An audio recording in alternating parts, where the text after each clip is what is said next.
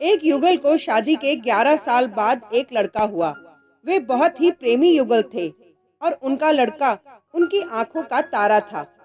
एक सुबह जब वह लड़का तकरीबन 2 साल का था, तो लड़के के पिता ने एक दवाई की बोतल खुली देखी। उसे काम पर जाने के लिए देर हो रही थी, इसलिए उसने अपनी स्त्री से उस बोतल को ढक्कन लगाने और अलमारी में रखने को कहा। लड़के की मम्मी रसोई घर में व्यस्त थी। वो ये बात पूरी तरह से भूल गई थी। लड़के ने वो बोतल देखी और खेलने के इरादे से उस बोतल की ओर गया।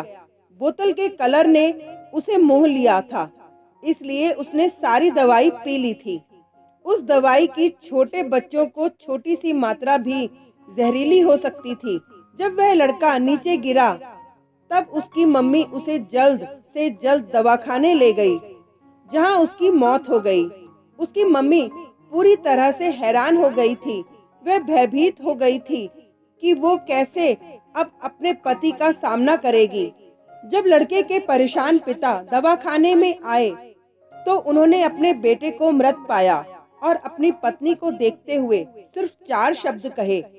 आपको क्या लगता है, कौन से होंगे वो 4 शब्द?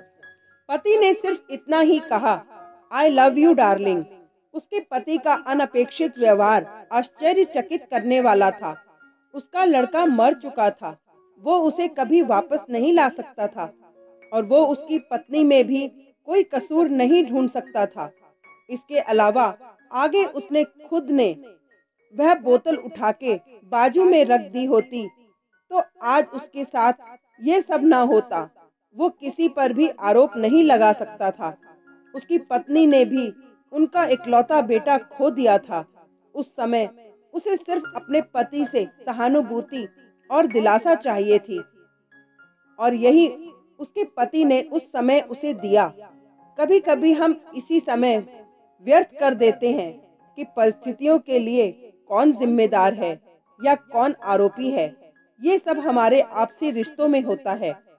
कभी कभी परिस्थिति के आवेश में आकर हम अपने रिश्तों को भूल जाते हैं और एक दूसरे का सहारा बनने के बजाय एक दूसरे पर आरोप लगाते हैं। हमें परिस्थिति को समझकर ही लोगों के साथ व्यवहार करना चाहिए और कठिन परिस्थितियों में उनका हमदर्द बनना चाहिए। Thank you.